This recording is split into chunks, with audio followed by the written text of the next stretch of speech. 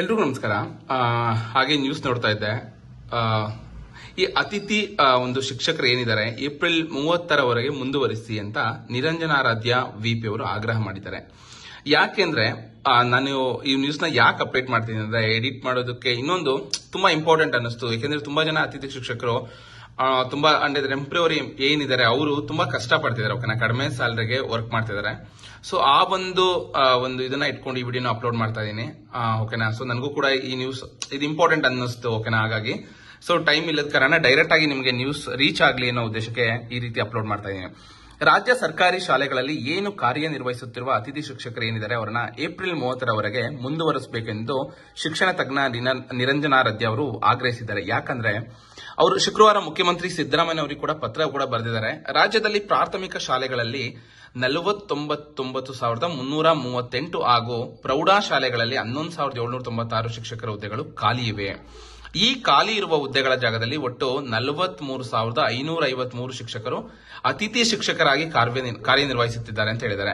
ಅಂದ್ರೆ ನೋಡ್ಬೋದು ನೀವು ಇಲ್ಲಿ ಎಷ್ಟು ಜಾಬ್ ಖಾಲಾಗಿದೆ. ಯಾಕೆ ಅತಿಥಿ ಈ ತರ ತಗೊಂಡಿದ್ದಾರೆ? ತುಂಬಾ ಜನ ಓದಿ ಡಿಎಡ್ ಅಥವಾ ಬಿಎಡ್ ಮಾಡ್ಕೊಂಡು ಗವರ್ಮೆಂಟ್ ಜಾಬ್ ಕಾಲ್ ಆಗುತ್ತೆ ಅನ್ನೋ ತುಂಬಾ ಆಸೆಗಳನ್ನ ಇಟ್ಕೊಂಡು ಕೂಡ ಎಕ್ಸಾಮ್ ಬರ್ತಿದ್ರು. ಇಷ್ಟೆಲ್ಲಾ ಪೋಸ್ಟ್ ಖಾಲಿ ಇದ್ರೂ ಇವರು ಒಂದು ಸ್ಯಾಲರಿ ಜಾಸ್ತಿ ಕೊಡ್ಬೇಕಾಗತ್ತೆ, ಸರ್ಕಾರ ಹೊರೆ ಆಗುತ್ತೆ. ಓಕೆನಾ, ಎಷ್ಟೊಂದ್ ಕಡೆ ನೀವು ನೋಡಬಹುದು ಈ ಒಂದು ಬೇರೆ ಯಾವುದೋ ಒಂದು ಗೃಹಲಕ್ಷ್ಮಿ ಯೋಜನೆ ಆಗಿರ್ಬೋದು ಅಥವಾ ಒಂದು ಟ್ರಾನ್ಸ್ಪೋರ್ಟೇಷನ್ ಫ್ರೀ ಕೊಟ್ಟಿರ್ಬೋದು, ಅದಕ್ಕೆಲ್ಲ ಕಂಪೇರ್ ಮಾಡಿದ್ರೆ ಎಷ್ಟೋ ಮಕ್ಕಳಿಗೆ ಇದು ತುಂಬಾ ಹೆಲ್ಪ್ ಆಗುತ್ತೆ ಅಲ್ವಾ. ಒಂದು ಕಂಪ್ಲೀಟ್ ಒಂದು ಪರ್ಮನೆಂಟ್ ಒಂದು ಎಂಪ್ಲಾಯೀಸ್ ತರ ಒಂದು ಟೀಚರ್ನ ತಗೊಂಡು ಈ ಖಾಲಿ ಇರೋ ಹುದ್ದೆಗಳನ್ನೆಲ್ಲ ಅವರು ಫಿಲ್ ಮಾಡಿ ಓಕೆನಾ, ಇನ್ನೂ ಮಕ್ಕಳಿಗೆ ಒಳ್ಳೆ ಎಜುಕೇಶನ್ ಕೂಡ ಕೊಡಿಸಬಹುದು. ಆದ್ರೆ ಇಲ್ಲಿ ಏನಂದ್ರೆ ಅತಿಥಿ ಶಿಕ್ಷಕರಿಗೆ ಸ್ಯಾಲರಿ ಕೂಡ ಕಡಿಮೆ ಇರುತ್ತೆ. ಹಾಗಾಗಿ ಅವ್ರಿಗೂ ಕೂಡ ಇಂಟ್ರೆಸ್ಟ್ ಕೂಡ ಕಡಿಮೆನೇ ಇರುತ್ತಲ್ವಾ. ಸೊ ಯಾರೇ ಆಗ್ಲಿ ಈಗ ಕೊಟ್ಟಿರೋ ಸ್ಯಾಲರಿಗೆ ತಕ್ಕಂಗೆ ವರ್ಕ್ ಮಾಡ್ತಾರೆ. ಸೊ ಹಾಗಂತ ಎಲ್ಲಾ ಸ್ಯಾಲರಿ ತಗೊಂತಿರೋರೆಲ್ಲ ವರ್ಕ್ ಮಾಡ್ತಾರೆ ಅಂತಲ್ಲ, ಬಟ್ ಸ್ಟಿಲ್ ಎಷ್ಟೋ ಜನ ಪ್ರಾಂಪ್ಟ್ ಆಗಿ ಓದಿರೋರಿಗೆ ಕೂಡ ಒಂದು ಜಾಬ್ ಆಗೋ ಚಾನ್ಸಸ್ ಇದ್ರು. ಬಟ್ ಸರ್ಕಾರ ಯಾಕೆ ಈ ರೀತಿ ಮಾಡ್ತಾ ಇದೆ ಅನ್ನೋದು ಗೊತ್ತಾಗ್ತಾ ಇಲ್ಲ.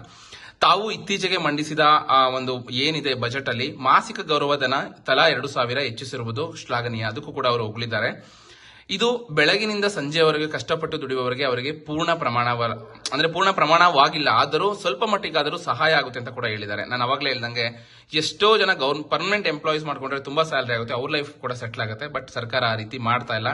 ಯಾವ್ಯಾವ್ದೋ ಬೇಕಿಲ್ಲದ ಯೋಜನೆಗಳಿಗೆ ಸುಮ್ಮನೆ ದುಂದು ವೆಚ್ಚ ಮಾಡ್ತಿದೆ ಅಂತ ಕೂಡ ಹೇಳ್ಬೋದು. ಇದ್ರ ಬಗ್ಗೆ ನಿಮ್ಗೆ ಏನ್ಸುತ್ತೆ ಕಮೆಂಟ್ ಮುಖಾಂತರ ತಿಳಿಸಿ. ಓಕೆನಾ, ಇನ್ನು ಈ ಅತಿಥಿ ಶಿಕ್ಷಕರು ಏನಿದ್ದಾರೆ ರಾಜ್ಯದ ಎಲ್ಲಾ ಜಿಲ್ಲೆಗಳಲ್ಲಿ ಕಾರ್ಯನಿರ್ವಹಿಸುತ್ತಿದ್ದಾರೆ.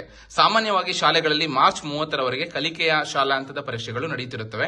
ಇದಾದ ನಂತರ ಏಪ್ರಿಲ್ನಲ್ಲಿ ದಾಖಲೆಗಳ ನಿರ್ವಹಣೆ ಮತ್ತು ವಿದ್ಯಾರ್ಥಿವಾರು ಪ್ರಗತಿ ಪತ್ರಗಳ ಸಿದ್ಧಪಡಿಸುವ ಕೆಲಸ ನಡೆಯುತ್ತೆ. ಏಪ್ರಿಲ್ 14ವರೆಗೂ ನಾರ್ಮಲ್ ಆಗಿ ನಿಮಗೆ ಸ್ಕೂಲ್ ಇರುತ್ತೆ, ಗೊತ್ತಿದೆ. ಓಕೆನಾ, ಸೊ ಹಾಗಾಗಿ ಶಾಲೆಗಳಿಗೆ ಬೇಸಿಗೆ ರಜೆ ನೀಡುವ ಮುನ್ನ ಸಮುದಾಯ ದತ್ತ ಶಾಲಾ ಕಾರ್ಯಕ್ರಮದ ಮೂಲಕ ಪ್ರಗತಿ ಪತ್ರವನ್ನು ಪಾಲಕರಿಗೆ ತಲುಪಿಸಿ ಮಕ್ಕಳ ಕಲಿಕೆ, ಮುಂದಿನ ಶೈಕ್ಷಣಿಕ ವರ್ಗದ ಸಿದ್ಧತೆ ಇತ್ಯಾದಿ ಬಗ್ಗೆ ಪಾಲಕರೊಂದಿಗೆ ಚರ್ಚಿಸಿ ಕಾರ್ಯಕ್ರಮ ರೂಪಿಸಬೇಕಾದ ಕೆಲಸಗಳು ಕೂಡ ನಡೆಯಬೇಕಿದೆ. ಹಾಗಾಗಿ ಈ ಎಲ್ಲಾ ಕಾರಣಗಳಿಂದ ಅತಿಥಿ ಶಿಕ್ಷಕರನ್ನು ಕನಿಷ್ಠ ಅಟ್ಲೀಸ್ಟ್ ಏಪ್ರಿಲ್ ಅಂತ್ಯದವರೆಗೂ ಮುಂದುವರಿಸಿ. ಈಗ ಏನಾಗಿರುತ್ತೆ, ಅವ್ರಿಗೆ ಅಗ್ರಿಮೆಂಟ್ ಮಾಡ್ಕೋಬೇಕಾದ್ರೆ ಮಾರ್ಚ್ 31ಗೆ ಕ್ಲೋಸ್ ಮಾಡಿರ್ತಾರೆ.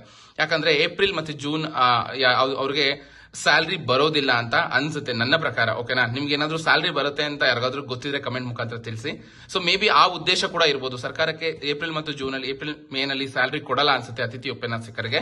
ಸೊ ಹಾಗಾಗಿ ಇವರು ರಿಕ್ವೆಸ್ಟ್ ಮಾಡಿರೋ ಉದ್ದೇಶನೇ ಅಟ್ಲೀಸ್ಟ್ ಏಪ್ರಿಲ್ ಅಂತ್ಯದವರೆಗೂ ಅವ್ರನ್ನ ಕಂಟಿನ್ಯೂ ಮಾಡಿದ್ರೆ 1 ತಿಂಗಳ ಅವ್ರಿಗೆ ಸ್ಯಾಲರಿ ಕೂಡ ಸಿಗುತ್ತೆ. ಅಟ್ಲೀಸ್ಟ್ ಮೇ ಅಂದ್ರೆ ಮತ್ತೆ ಜೂನ್ ಇಂದ ರಿನ್ಯೂವಲ್ ಆಗ್ತಾರೆ. ಓಕೆನಾ, ಸೊ ಅವ್ರ ಉದ್ದೇಶ ಇದಾಗಿರ್ಬೋದು ಅಂತ ಅನ್ಕೊಂತೀನಿ. ಇದ್ರ ಬಗ್ಗೆ ನಿಮ್ಗೆ ಏನ್ಸುತ್ತೆ? ಓಕೆನಾ, ಸೊ ಈ ಬೇಸಿಗೆ ರಜಾ ಬಂದ ತಕ್ಷಣ ಅವ್ರಿಗೆ ಸ್ಯಾಲರಿ ಇಲ್ಲ ಅಂದ್ರೆ ಅವರ ಜೀವನ ಏನು? ಸೊ ಅವರು ಕೂಡ ಮಕ್ಕಳಿಗೆ ಒಂದು ಪಾಠ ಮಾಡಬೇಕು, ಅದೇ ಒಂದು ವೃತ್ತಿನ ಅವ್ರು ಇಷ್ಟಪಟ್ಟಿರ್ತಾರೆ ಅಲ್ವಾ. ಸೊ ಹಾಗಾಗಿ ಇಷ್ಟು ಜಾಬ್ ಕಾಲ್ ಇದ್ರೂ ಸರ್ಕಾರ ಯಾಕೆ ಈ ರೀತಿ ಒಂದು ಕಾಲ್ ಮಾಡ್ತಿಲ್ಲ ಅನ್ನೋದು ಕೂಡ ಒಂದು ಕ್ವಶನ್ ಆಗುತ್ತೆ.